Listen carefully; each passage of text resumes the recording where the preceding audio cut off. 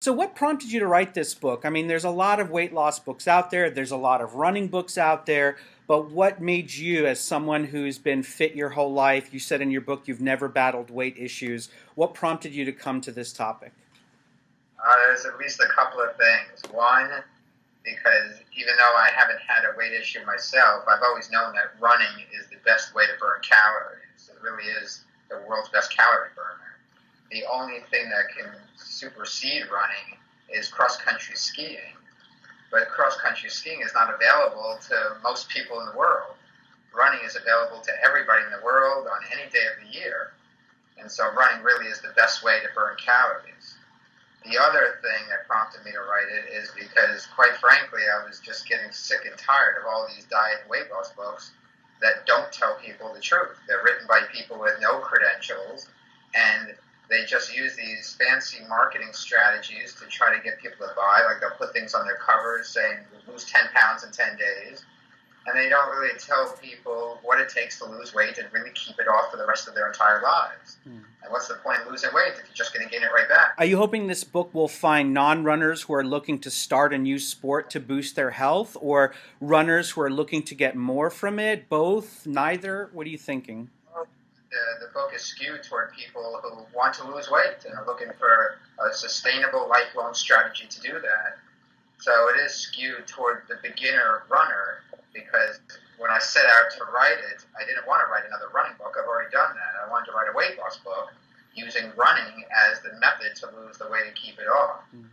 So it definitely, the main target audience is people who want to lose weight and do it by doing something that's going to be very helpful for them and give them a sustainable strategy. What are some of the misconceptions about weight management and obesity that you hope your book might help clear up a little bit? Well, I mean, one thing I do talk about, I am very honest with people. I don't sugarcoat things in the book. And if you want to lose weight and keep it off for the rest of your life, it's going to be a tremendous amount of work. It's probably going to be the hardest thing that you've ever done in your life. But life is hard. If you want to accomplish something that's worth anything, then you have to accept the fact that it's going to be hard and do the work. And that's why I wanted to include the stories in the book, because I didn't want it to just be my voice. I didn't want it to just be me telling people this is what you got to do. I also wanted to get the stories of other people who have actually gone through this, who have lost the weight through running, and they all talk about the same thing, how difficult it was, but the payoff is extraordinary. So I think that's one misconception that people have, and that's partly the media's fault, because they come out with all these books that act like, oh, it's easy to lose 10 pounds in 10 days. But the truth is, it's really very difficult to lose weight, and it's going to be constant work the rest of your life. Yeah. Yeah. What do you think some of the biggest challenges runners face when they're trying to lose weight? And let's just assume that this is someone who is committing to, a training plan, but will face challenges. What do you think some of the biggest ones are? The biggest one is accepting the fact that you're going to have to go through life a little bit hungry if you want to lose weight. Because it may take 30 minutes to go run 3 miles. That's about 330 calories or so, give or take. But it takes seconds to get those calories right back. And so it's very easy to replace the calories, and it takes a lot of physical work to burn it off. And so people can't go and run or do any form of exercise and then think, oh, I deserve to have an ice cream cone or I deserve a slice of pizza, because you're just going to end up negating the calories that you burned when you were running. And so you are going to have to accept the fact that even though running is going to make you hungry, you can't just go back into the kitchen and replace the calories, because then your weight's not going to go anywhere. How many people gather for, they do these marathon training groups, and they gather for a 16-mile run on a Saturday or Sunday, and then they all go out to breakfast afterward, and all they do is just replace all the calories that they just spent on the 16-mile run. And so it requires a lot of self-control, because it's just too easy to replace the calories, and people have no concept of how many calories they're burning and how many calories they're taking in. People completely underestimate the number of calories that they're consuming, and they overestimate the number of calories that they're expending. Low carb / high fat diets get a lot of attention in recent years. I've seen that it's discussed a lot in terms of diabetics and things like that. Even some high-level athletes say they follow like low-carb, high-fat diets. I mean, these are not people who are winning marathons, but these are I've heard about these high-level triathletes and trail runners, ultra runners who seem to follow these diets. What's your take on this trend? Is it a fad? Is it legitimate? You seem skeptical in the book. Well, it's legitimate from a fat burning perspective because if you are lacking carbohydrate, the muscles will be forced to rely on fat. They would prefer to use carbohydrate. The research is very clear that if you give a muscle, if you infuse the blood with carbohydrate and fat, the muscle is going to use the carbohydrate. So it would rather use carbohydrate, especially for high intensity exercise. It can only use carbohydrate for that. It can't use fat to do high intensity exercise. But the muscles can use fat if it's available and it's lacking carbohydrate. So from a teaching your muscle to burn fat more effectively standpoint, then the low carb diets are effective.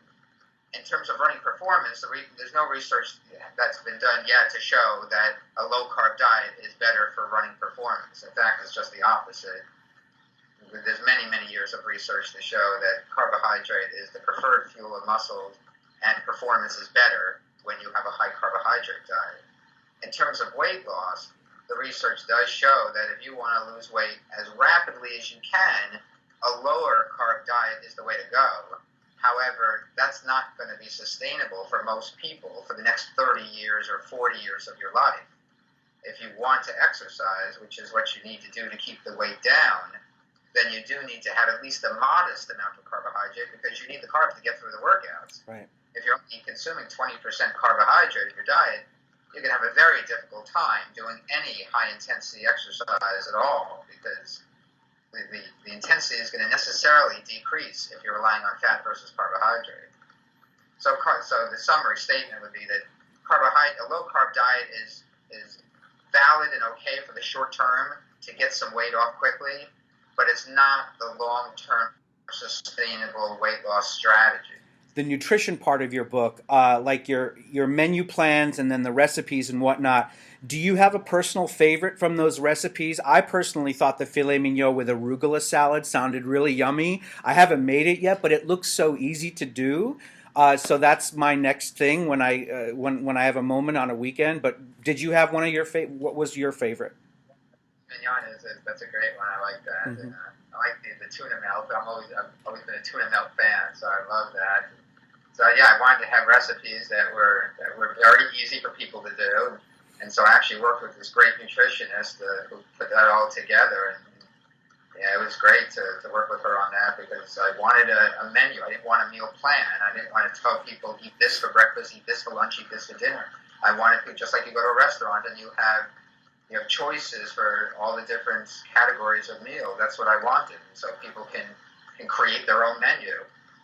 What advice would you give a runner who is frustrated about their weight in terms of if you had one concrete thing that you would say to this runner, okay, here's step number one, what would that be?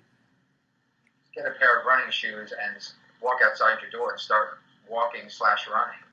And don't get overwhelmed. Don't think, oh, I got 50 pounds to lose. Just focus on what you can control today. Today you can control walking or running for 30 minutes. So do that today. And then when tomorrow comes, focus on what you have to do tomorrow. Don't go into this thinking that you're doing this to lose weight or you're doing it to lose a certain amount of weight. Go into this thinking, I want to live a healthier, better life. And that's what's going to direct your efforts. And then everything else will fall into place. Okay, Jason Karp, Ph.D. of San Diego. You're the author of Run Your Fat Off. Thank you so much for taking my call and talking to us today about your new book. Thank you so much.